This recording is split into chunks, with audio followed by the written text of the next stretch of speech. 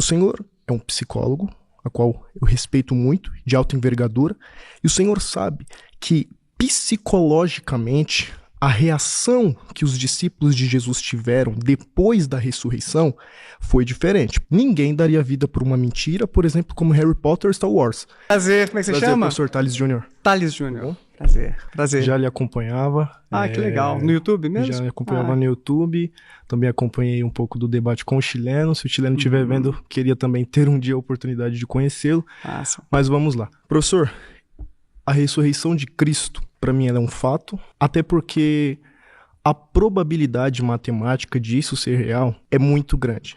Vamos lá. Acerca do Cristo, o Antigo Testamento apresenta 300 profecias para o Messias. O Novo Testamento apresenta que Jesus cumpriu entre 100 a 200 dela. Só por um cálculo, pelo matemático Stoner, não vou me recordar agora, Peter Stoner. Para ele cumprir 8 profecias, seria de 1 em 10 elevado a 17. 1 em 10 elevado a 17 é 100 quatrilhões de vezes impossível. E isso estamos falando de 8 profecias.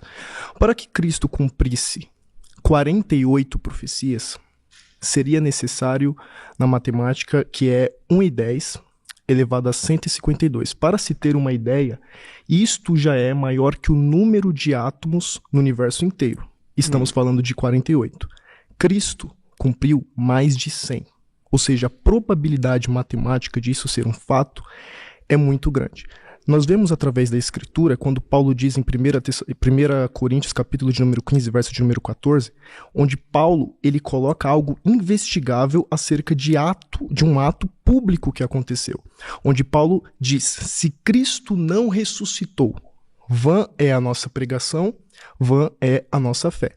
O Senhor é um psicólogo, a qual eu respeito muito, de alta envergadura, e o Senhor sabe que psicologicamente a reação que os discípulos de Jesus tiveram depois da ressurreição foi diferente. Por exemplo, nós temos Pedro, que até então teve um certo medo e uma certa insegurança acerca de quando Cristo morre pelo Império Romano. Pedro então se esconde.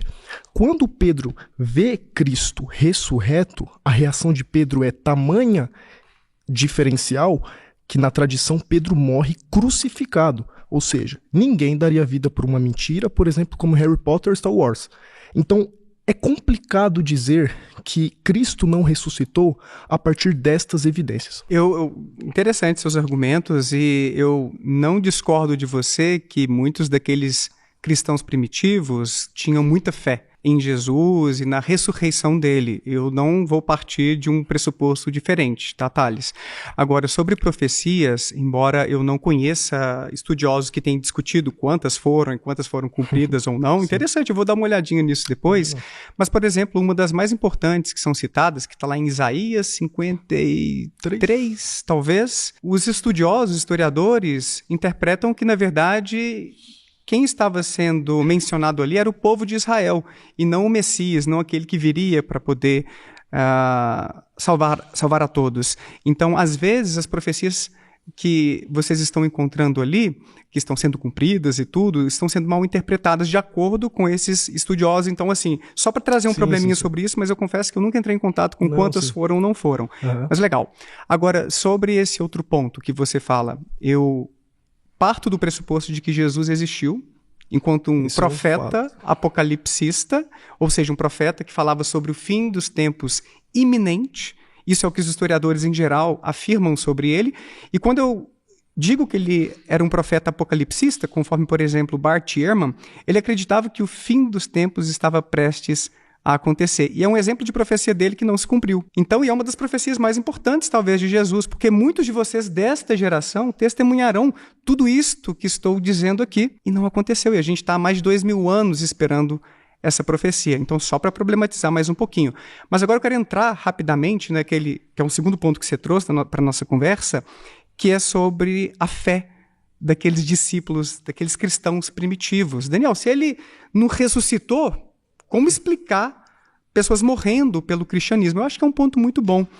E é por isso que o James Fodor é um acadêmico que elaborou um modelo alternativo para a gente entender o que pode ter acontecido à luz de uma perspectiva naturalista, ou seja, que não lança mão de ideias sobrenaturais e tal. Será que tem uma explicação mais simples, naturalista, para aquilo que aconteceu, que não a ressurreição de Jesus? E aí ele começa com um túmulo vazio.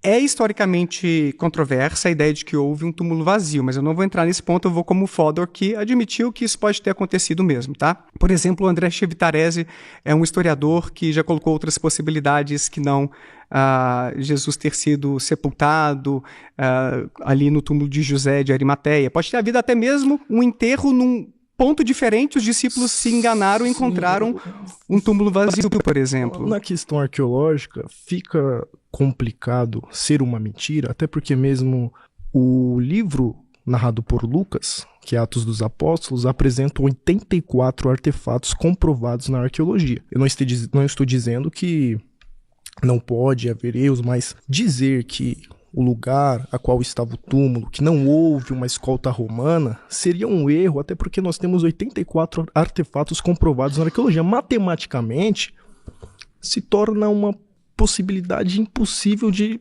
não ser real o acontecimento no quesito de escolta romana. O que seria essa escolta romana? Eu não entendi. A escolta romana, quando Cristo morre, até mesmo foi algo predito pelos judeus, e de que houvesse uma escolta romana para que os seus discípulos não roubassem o corpo de Cristo. Você encontra isso só em Mateus, que tem um guarda vigiando. Sim, não sim. tem nos outros evangelhos. Na história, existe um critério que é a atestação múltipla. Se você encontra uma história... Inclusive, Mateus escreveu... Desculpa, professor. Mas, inclusive, Mateus escreveu para os romanos. Eu acho que se houvesse, de fato, um erro, os próprios romanos iriam documentar, porque eles podiam fazer isso, não houve escolta romana, então não houve controvérsia em nenhum documento de que aquilo não era real. Bom, o que eu aprendi com os colegas historiadores, não é minha área, tá?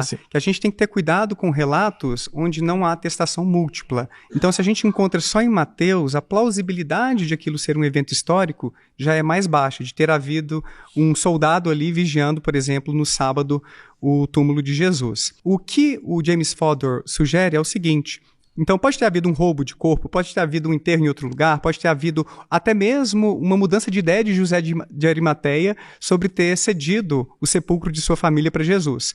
Para mim não importa o motivo aqui, tá? Eu estou assumindo então que houve um túmulo vazio. Sim. Então existem várias explicações mundanas para como isso poderia ter acontecido. Porque para mim o segundo elemento do modelo do Fodor é o mais interessante. E aí ele leva várias pesquisas da psicologia para mostrar o seguinte: alucinações de luto são muito mais comuns do que a gente imagina. Entre 40% e 80% das pessoas que perdem alguém próximo, que tem alguma relevância, tem alguma experiência alucinatória de ouvir, de ver, de sentir a presença. Mas como e assim por diante. O senhor compreende mais do assunto do que eu, mas como pode, professor, 12 pessoas, incluindo mais do que, no caso, testemunharam deste fato, como pode 12 pessoas ter alucinações tão repentinas? É muito complicado essa afirmação, psicologicamente falando. O senhor compreende mais que eu, mas 12 em um conjunto ter alucinações e ainda entregarem suas vidas, sendo que anteriormente elas estavam covardes acerca daquela situação, e mudarem repentinamente, psicologicamente falando, acerca do que aconteceu a ponto de serem comidos por leões, por exemplo, no caso de Pedro ser crucificado, ao qual era o que ele temia anteriormente, torna-se complicado essa tese. Então vamos lá, eu vou trazer mais alguns elementos para o argumento para você visualizar. Um caminho que o Fodor considera mais plausível é que poucas pessoas no início tenham tido a experiência de ver Jesus depois de sua morte. Ele teria aparecido talvez para 3, 4, 5 pessoas. As pesquisas mostram que quando você está passando por um luto complicado, alguém com quem você teve um vínculo muito forte ou uma situação de negação daquilo ali, aumenta a chance de haver uma experiência alucinatória. E sabe o que é interessante também? Você contando aquela experiência para outra pessoa, ela pode acabar sendo influenciada e tendo uma experiência alucinatória também. No livro Paranormalidade, do Richard Wiseman, ele relata um experimento em que 2 pesquisadores inventaram a história de um fantasma do vigário, que seria um padre local, se não me falha a memória, no interior da Inglaterra, que não existia. Foi uma história fictícia e publicaram num jornal daquela pequena cidade. 2 anos depois, eles voltaram para conversar com os moradores para saber se alguém viu aquele fantasma e várias pessoas viram aquele fantasma. Então, mesmo uma história inventada pode acabar influenciando o que a gente ouve, o que a gente vê, e até mesmo a sensação de presença daquela pessoa. Fica complicado falarmos acerca de uma multidão que teve essa alucinação, professor. Eu nessa questão, eu sou ateu para isso, para diversas pessoas terem tido essa alucinação. É muito, psicologicamente, é impossível uma reação tão diferente concernente ao que aconteceu anteriormente. Você é evangélico ou católico? Evangélico. Você acredita no milagre, não sei se é de Fátima, onde o sol se moveu no céu e centenas de pessoas viram? Não. Por que não? Porque não há base, principalmente de documentos, para que isso possa ter acontecido, e pessoas até então, acredito que não deram. Jornais? Não teve? Noticiaram então, aos católicos aí. Até então, dar a vida...